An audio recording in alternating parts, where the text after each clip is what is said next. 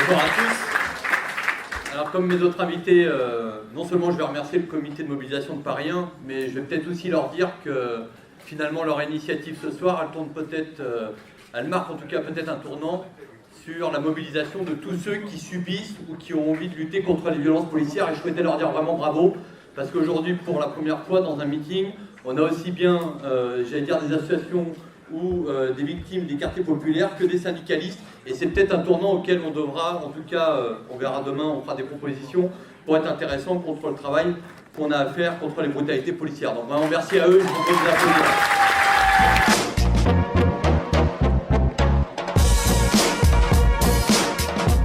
Nous on est ici pour témoigner, on est aussi là pour condamner, mais on est aussi surtout là pour riposter et construire ensemble. Après les témoignages qu'on a eus émouvants depuis tout à l'heure, on a aussi besoin, alors peut-être le rôle de syndicaliste permet peut-être cet exercice un peu plus froid entre guillemets, mais on a aussi besoin d'aller peut-être plus loin pour voir comment on peut travailler ensemble. Et moi c'est là-dessus que je souhaitais témoigner ce soir.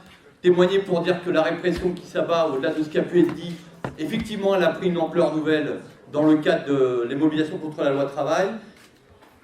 Non pas qu'elle n'existait pas avant chez les syndicalistes, il ne faut pas se faire d'illusions, la répression elle existe depuis longtemps.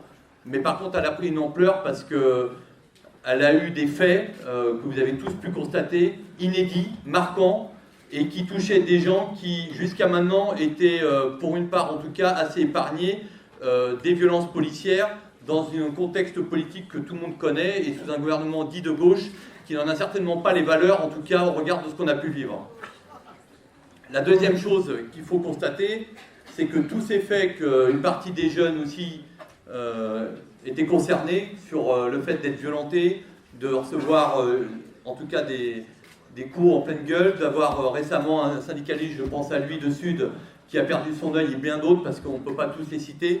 Il y a à un moment donné une réalité nouvelle qui se fait jour et qui va même plus loin que simplement les violences. Je souhaitais dire que le tournant qui est scandaleux auquel on a dû assister pendant le mouvement social, c'est même maintenant de vouloir nous parquer comme dans un zoo pour pouvoir manifester. C'est aussi ça, cette violence, et qui est aujourd'hui faite par les forces de l'ordre. Elle est importante, cette dérive. Elle est importante, cette dérive, parce qu'elle ne va pas que dans une violence physique. Elle va dans une violence morale, et elle va in fine sur la remise en cause de nos droits. Nous, on s'est fait huer, on a été mis sur la place publique dans les médias, on s'est fait lyncher, parce qu'on avait osé dénoncer ça. Ce qui pour un syndicat était, pour le coup, assez courageux. C'est vrai que ce n'était pas notre habitude.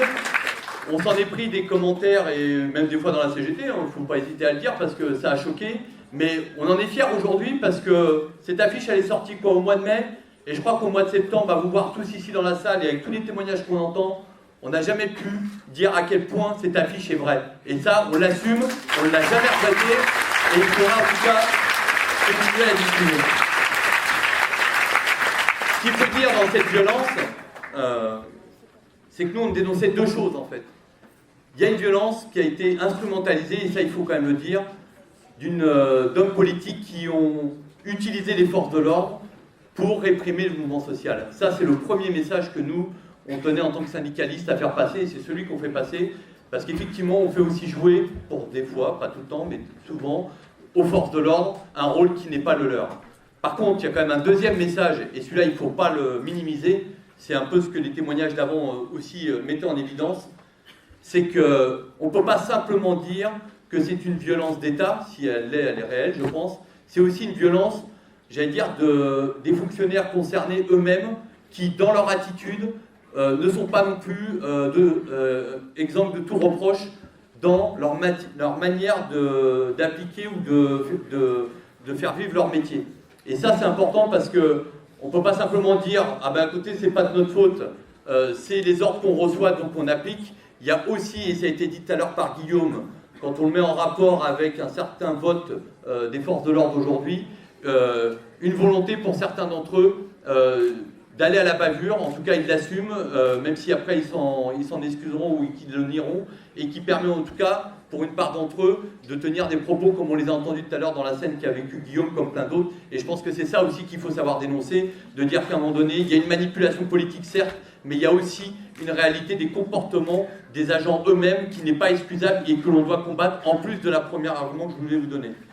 La deuxième chose, c'est que dans la condamnation, il faut comprendre que tout ce système, paradoxalement, ça rejoint d'autres aspects qui ont été dits, mais c'est que cette violence gouvernementale, elle nécessite en tout cas à un moment donné de pouvoir riposter et en tout cas de pouvoir les dénoncer. Et toute la question, elle est là. C'est de dénoncer chacun dans son coin. C'est une réalité, il faut le faire. On est assez partisans, et Mickaël, qui n'a malheureusement pas pu être là ce soir, vous le dirait, Mickaël Wamin, c'est qu'on aime aussi beaucoup, à un moment donné, le même jour, même heure, même endroit, même moment. C'est peut-être ça qu'on aurait peut-être besoin de discuter dans la réunion qu'on a ce soir, au-delà du meeting et des prises de parole que l'on peut faire. C'est peut-être aussi ce soir la jonction, comme on dit, la convergence des luttes entre un monde syndical, un monde des quartiers populaires, des militants politiques, il faut aussi en parler, qui sont aujourd'hui réprimés dans leurs activités et qui pourraient peut-être permettre de donner un espoir, parce que je pense que la véritable peur qu'ils ont, c'est justement cette jonction. Et ça, je pense que c'est, en tout cas dans nos propositions qu'on vous ferait, une chose importante. Le combat, il reste 2 minutes, le combat il est inégal parce qu'effectivement on a une machine d'État face à nous, mais il y a une chose qui est intéressante quand même dans les événements, c'est que la police, elle a perdu la bataille de la communication. Tout ce que vous avez pu sortir, tout ce qu'on a pu éditer, les films, tous ceux qui ont pu filmer, qui ont joué d'ailleurs presque un rôle de journaliste, moi par ailleurs je travaille au Monde, mais c'est intéressant de voir comment chaque finalement citoyen que nous sommes peut être demain, j'allais dire, un journaliste qui filme les scènes comme Guillaume l'a expliqué dans ce qu'il a vécu. C'est ça qui est important, c'est de montrer au monde de manière simple, j'allais dire, et les faits tels qu'ils sont, et ça, c'est en même temps la réalité que l'on peut vivre. La deuxième, c'est de dire aussi qu'à un moment donné, quand on veut combattre ces réalités, c'est d'agir aussi. Nous, on l'avait fait dans le cadre du mouvement de la loi de travail, on avait parlé de 350 CRS qui avaient été blessés. Mais nous, on avait fait le calcul du nombre de manifestants blessés, c'est-à-dire des pacifistes, comme ceux qui pouvaient d'ailleurs par ailleurs être des casseurs. On était à plus de 800 manifestants blessés dans le travail. Tous les médias étaient polarisés sur les 350, alors qu'on avait plus de 800 manifestants qui étaient blessés. Et ça, évidemment, on n'en parlait pas parce qu'il n'y avait pas d'outil de mesure des manifestants blessés. Et ça fait partie du travail que l'on peut faire et qui est incontestable. La dernière chose, c'était dans les initiatives, vous voyez par exemple celle qu'on a sortie récemment, pour ceux qui ne l'ont peut-être pas vue, c'est aussi de ne pas hésiter à regarder nos hommes politiques eux-mêmes. Il faut savoir quand même que l'ONU vient de rendre un rapport dans son édition 2016 qui a montré que la France faisait un usage excessif de la force, notamment dans le cadre de ce qui a pu se passer dans le premier semestre. Et ça, c'est ce genre de campagnes qui font mal et qui font du bruit, et pour lesquelles on vous a d'ailleurs, pour ceux qui le souhaitent, ramener un peu de matériel autour de ça, parce que c'est à partir de ces éléments-là qu'on arrivera à convaincre, à un moment donné, des salariés, des citoyens qui n'osent pas ou qui ne veulent pas forcément croire aux réalités que l'on vit. Alors je terminerai sur un dernier chapitre, c'est le construire ensemble. Le construire ensemble, pour ceux qui ne le savent pas, mais il y a peut-être un rendez-vous qu'on peut se donner tous et qui permettrait d'officialiser cette jonction entre ces différents interlocuteurs que nous sommes. C'est le 15 octobre, il y a une manifestation donc à Paris de tous ceux qui veulent dénoncer les brutalités et la répression financière.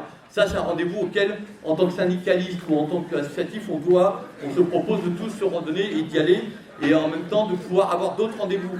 Les Goodyear à Amiens, c'est 19 et 20. Sachez que dans les prises de parole, on en avait parlé récemment en coordination, il y aura pas que la parole ne sera pas donnée qu'aux syndicalistes, ça sera aussi donné aux jeunes des quartiers populaires qui sont victimes donc de ces violences policières.